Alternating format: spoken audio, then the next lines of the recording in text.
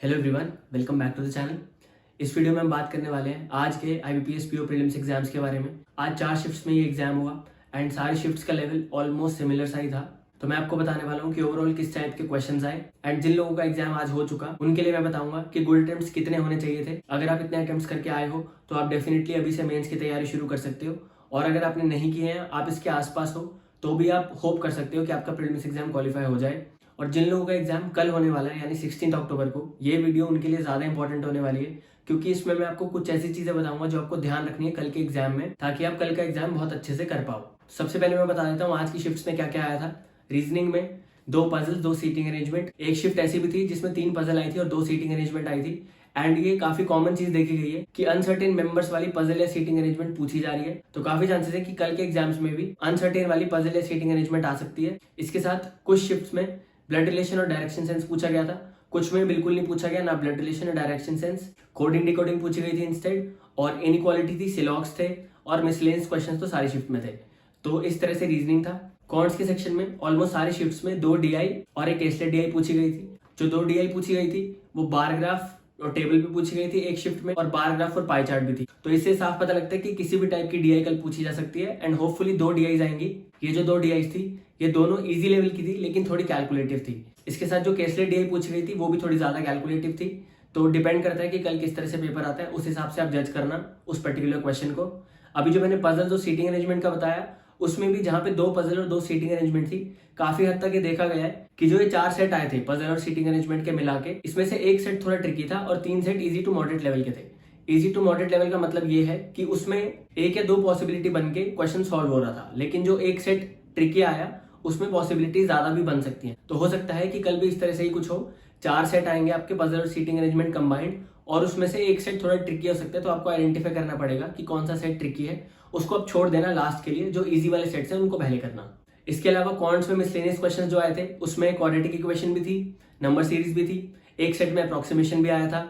Number series दोनों types की आई थी, मिसिंग एंड रॉन्ग, तो डिपेंड करता है आपके सेट में कौन सी आती है। एंड हर सेट में अरिथमेटिक तो थे ही थे 10 क्वेश्चन। तो अगर आपकी अरिथमेटिक स्ट्रॉन्ग है, अगर आपकी मैथ स्ट्रॉन्ग है, तो आप एम कर सकते हो अरिथमेटिक क्वेश्चन सॉल्व करने का। और अरिथमेटिक भी कोई बहुत ज्यादा हाई लेवल नहीं आए थे, इजी टू मॉडरेट लेवल आए थे। अगर आपने प्रैक्टिस की हुई है तो आप कर पाओगे, लेकिन जो पैटर्न आप पहले से फॉलो करते आए हो मॉक्स में, आपको सेम पैटर्न फॉलो करना है। इसके बाद इंग्लिश की बात कर लेते हैं। इंग्लिश में आरसी थी, किसी एक सेट में आरसी के 9-10 क्वेश्चन भी थे, किसी एक सेट में 7-8 क्वेश्चन भी थे।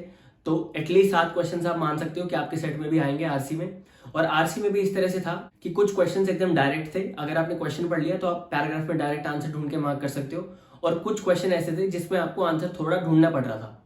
तो अगर आप इंग्लिश में अच्छे हो, अगर आप आरसी बहुत अच्छे से कॉम्प्रिहेंड कर पाते हो, तो आप सारे क्वेश्चन अटेम्प्ट करने की कोशिश कर सकते हो। लेकिन अगर आप थोड़े वीक हो तो आप खाली उन क्वेश्चंस को मार्क करना जिनमें आपको डायरेक्टली आंसर दिख रहा है। गेस वर्क बिल्कुल मत करना। इसके अलावा सारे शिफ्ट्स में बाकी सारे टॉपिक्स भी कवर हुए थे, जैसे कि errors, fillers, cloze test, parajumbles, phrase replacement etcetera.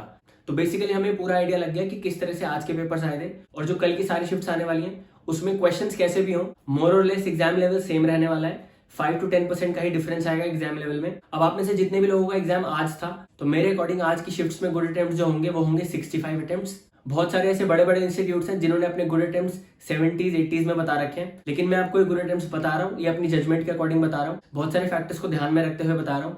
सबसे पहली चीज तो एग्जाम लेवल जो था वो इजी टू मॉडरेट लेवल का था, कोई बहुत इजी एग्जाम नहीं था जो 70-80 अटेम्प्ट्स लोग गुड अटेम्प्ट्स बता रहे हैं। पिछले 4-5 साल की अगर हम वैकेंसीज और कट ऑफ देखें तो वैकेंसीज अराउंड 4000 से 5000 के बीच रहती थी, और कट ऑफ 60 से कम रहती थी पिछले 4-5 साल में। और जो एग्जाम लेवल रहता था वो इतना ही रहता था जितना इस बार आया है। हो सकता है 5 to 10% का वेरिएशन हो, लेकिन इससे ज्यादा वेरिएशन नहीं है। तो उस हिसाब से मेरे अकॉर्डिंग आपके गुड अटेम्प्ट्स होने चाहिए 65 क्वेश्चंस। अगर आप 65 क्वेश्चंस करके आए हो आज के एग्जाम में, तो आप बहुत अच्छे लेवल पे हो। आपको मेंस की तैयारी शुरू कर देनी चाहिए बिना टाइम वेस्ट करे, और ये तभी है जब आपकी एक्यूरेसी बहुत अच्छी है। अगर आपकी एक्यूरेसी 95% से ज्यादा है तो डेफिनेटली आप 65 अटेम्प्ट्स को गुड अटेम्प्ट्स मान सकते हो। अब मैं उन लोगों से बात करता हूँ जिन लोगों का एग्जाम कल है। तो आप लोगों ने बहुत सारी जगह गुड अटेम्प्ट्स देखे होंगे, 70-80 अटेम्प्ट्स आपने बहुत सारी जगह देख लिए होंगे, और इसको लेके हो सकता है कि बहुत सारे लोग डिमोटिवेटेड फील कर रहे हो, क्योंकि मॉक्स में तो इतने अटेम्प्ट्स हो नहीं रहे थे, तो रियल एग्जाम में 70-80 अटेम्प्ट्स कैसे होंगे। ये चीज बिल्कुल क्लियरली बोल देता हूँ कि इजी टू मॉडरेट लेवल का पेपर था, बहुत इजी पेपर नहीं था। तो 70-80 अटेम्प्ट्स छोड़ दो, एम करो 65 अटेम्प्ट्स का। कल के एग्जाम में जब आप बैठोगे तो आपने सोचना है कि 65 अटेम्प्ट्स गुड अटेम्प्ट्स हैं, क्योंकि पेपर का लेवल 5 to 10% वेरी करेगा, और मैंने भी थोड़ा सेफर साइड पे ही लिया गुड अटेम्प्ट्स। एंड इस बार वैकेंसीज भी बहुत ज्यादा है, 8000 प्लस वैकेंसीज हैं। तो सब कुछ ध्यान में रखते हुए अगर आप कल के एग्जाम में भी 65 अटेम्प्ट्स का एम रखते हो तो आपको ज़्यादा प्रेशर फील नहीं होगा। आपको उस टाइम पे एग्जाम जज करना पड़ेगा। अगर एग्जाम थोड़ा इजी आ जाता है आज के कंपैरिजन में तो ये अटेम्प्ट जो है 70 तक टच हो सकते हैं, लेकिन अगर इतना ही लेवल आता है जितना आज आया था तो आप 65 का एम रखो। 80 का एम रख के सोच के जाओगे और पहले सेक्शन में ही अगर आपके 15-20 क्वेश्चन हो पाए सिर्फ, तो वहां पे आप डिमोटिवेट हो जाओगे और बाकी सेक्शन भी खराब कर लोगे।